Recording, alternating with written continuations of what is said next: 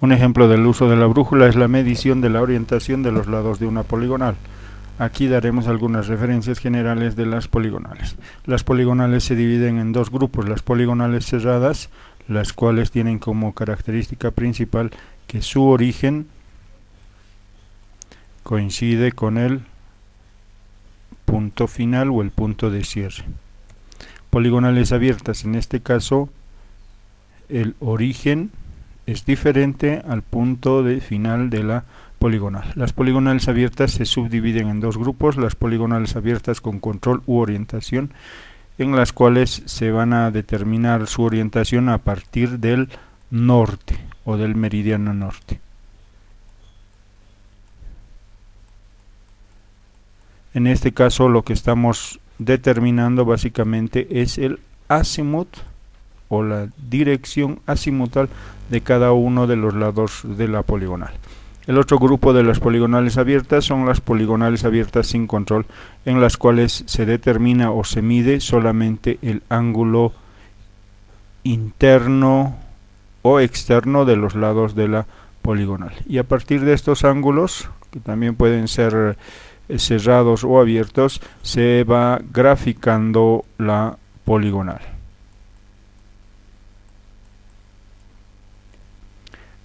Cálculo y compensación de error del cierre angular. Uno de los principios de la topografía es que los valores que medimos no son exactos y nunca sabremos su valor verdadero, pero podemos determinar, por ejemplo, el ángulo interno o la suma del ángulo interno de una poligonal. Es así que a partir de estas referencias nosotros podemos compensar el cierre de una poligonal. Para ello tomaremos como referencia esta poligonal de 5 lados, en la cual determinaremos o mediremos la orientación inicialmente de cada uno de sus lados. Para determinar la orientación, por ejemplo la orientación del punto A al punto B, se toman dos lecturas.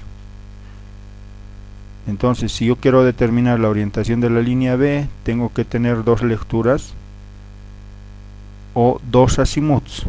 El azimut de ida siempre en función al meridiano norte y el azimut de vuelta. En este caso el azimut de ida es 69 grados 45 minutos y el azimut de vuelta va a ser 249 grados 15 minutos. Con el mismo razonamiento hacemos la medición de B hacia C, partiendo siempre del meridiano norte. Entonces yo voy a leer el azimut de B a C, que sería 9 grados 20 minutos, y el azimut de C a B, que sería 189 grados 50 minutos. Con el mismo razonamiento, entonces repetimos nuestra lectura, esta vez de C a D. Tengo un azimut de ida partiendo del norte, que sería 230 grados 40 minutos, y un azimut de vuelta partiendo del norte,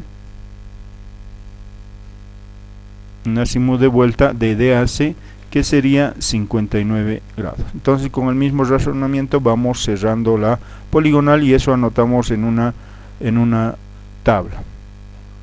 Mi azimut de ida 69 grados 45 minutos, mi azimut de vuelta 249 grados 15 minutos en el segmento AB. Lo mismo tenemos para el segmento BC, para el segmento CD y sucesivamente. Estos datos hemos determinado en el campo, ¿sí? Adicionalmente se han medido las distancias, ¿no?, para completar el gráfico. Con esos datos calculamos los ángulos internos de cada uno de los vértices. Iniciamos con el vértice A, que está determinado por la línea AB, que sería esta línea, y la línea EA, que sería esta línea. Esas dos líneas nos determinan el vértice A. El ángulo que queremos determinar es este ángulo. ¿A qué va a ser? Es igual a ese ángulo. El ángulo del vértice A va a ser igual a, podemos denominar beta, este ángulo, más este complemento, podemos denominarlo alfa. Beta es este ángulo, el azimut de ida de A a B, y alfa va a ser igual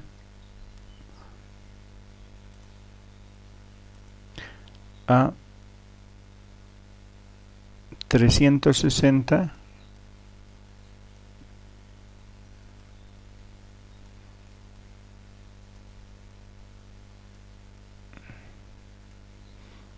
menos el azimut de vuelta de la línea EA, que sería este valor, 320 grados 45 minutos. 320 grados 45 minutos.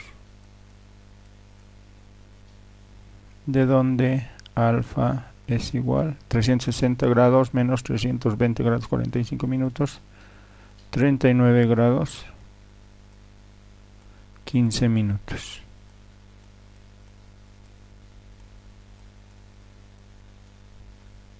Y finalmente calculamos el ángulo interno del vértice A, que es igual a beta, 69 grados 45 minutos, más alfa, 39 grados 15 minutos, dándonos como resultado 109 grados. Este es el ángulo del vértice A. Pasamos al vértice B. El vértice B está definido por las líneas A, B, que sería esta línea, y la línea B, C, que sería esta línea. Esas dos líneas determinan el vértice B y nos interesa calcular o determinar este ángulo. Con el mismo razonamiento del vértice A podemos calcular el ángulo del vértice B. Pasamos al vértice C. El vértice C está definido por la línea CD, que es esta línea CD, y la línea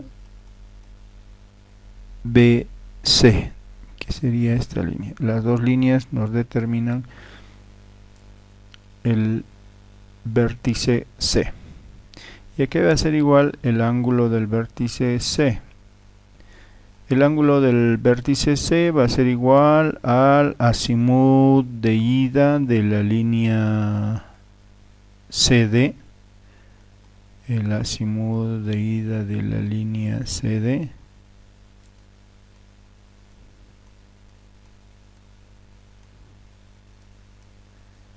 menos el azimut de vuelta de la línea BC. El azimut de vuelta de la línea BC. Hacemos la operación. El azimut de la línea CD es 230 grados 10 minutos menos el azimut de vuelta de la línea BC, que es 189 grados 50 minutos, dándonos como resultado 40 grados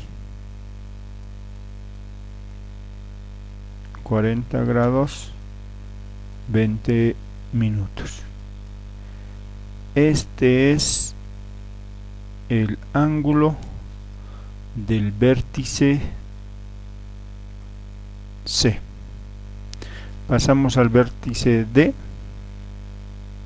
El vértice D, que estaría definido por la línea CD, que sería esta línea, y la línea DE, que sería esta línea. El ángulo que nos interesa determinar es este ángulo, el ángulo interno del vértice D. Con el mismo razonamiento del punto C, podemos calcular el punto o el ángulo del vértice D. Pasamos al vértice E, que está definido por la línea DE, que sería esta línea, y la línea EA, que sería esta otra línea. Ambas líneas nos determinan el vértice E. Entonces, con el mismo razonamiento del vértice C, del vértice D, calculamos el ángulo interno del vértice E. Una vez definidos los ángulos, el vértice A 109 grados, el vértice B 120 grados 5 minutos, el vértice C 40 grados 20 minutos, el vértice D 227 grados 30 minutos, el vértice E 42 grados 45 minutos. Hacemos la suma de estos ángulos, hacemos la sumatoria de estos ángulos. Previo a eso podemos ver o podemos estimar la sumatoria de los ángulos internos en relación al número de vértices. La sumatoria de los ángulos internos va a ser igual a 180 n menos 2. N es el número de vértices. ¿Cuántos vértices tenemos? 1, 2, 3, 4, 5. Entonces la sumatoria de los ángulos internos va a ser igual a 180 n 5 menos 2. 5 menos 2, 3.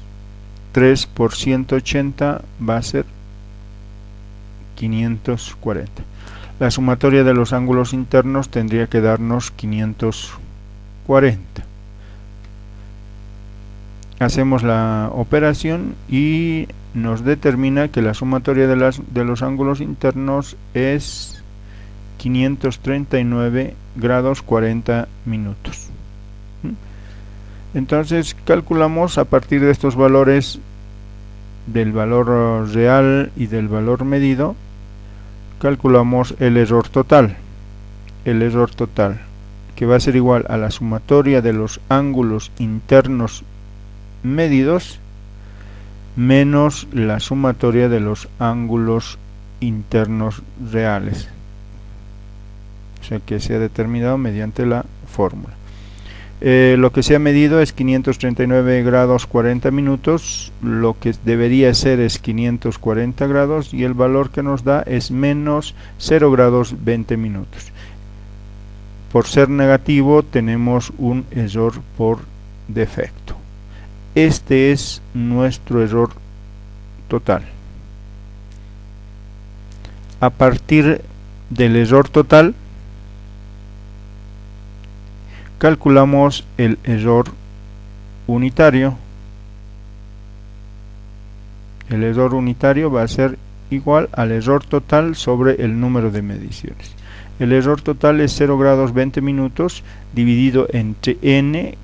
N es el número de vértices, tenemos 5 vértices y entonces 0 grados 20 minutos dividido entre 5 va a ser igual a 0 grados 4 minutos.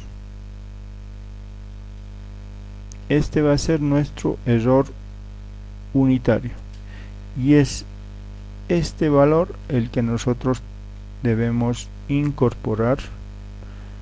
En este caso tenemos que sumar a cada uno de los ángulos internos que se ha medido. Tenemos que sumar porque es un error por defecto. Si fuese un error por exceso, tendríamos que restar. Entonces vamos a proceder a hacer la corrección de los ángulos internos, simplemente sumando a cada uno de los valores ya determinados 4 minutos. Es así que en el vértice A tenemos lo que se ha medido, 109 grados, más el error unitario, que es 4 minutos, tenemos 109 grados 4 minutos. En el vértice B, 120 grados 5 minutos es lo que se ha leído, y lo que tenemos, el ángulo corregido, es 120 grados 9 minutos. En el vértice C lo que se ha medido es 40 grados 20 minutos y el ángulo corregido va a ser 40 grados 24 minutos. Y de la misma manera se procede en cada uno de los vértices. El valor que se ha medido es 539 grados 40 minutos. Luego de la corrección o de la compensación tenemos que la sumatoria de los ángulos internos ya corregidos llega al valor real, que serían los 540 grados de acuerdo a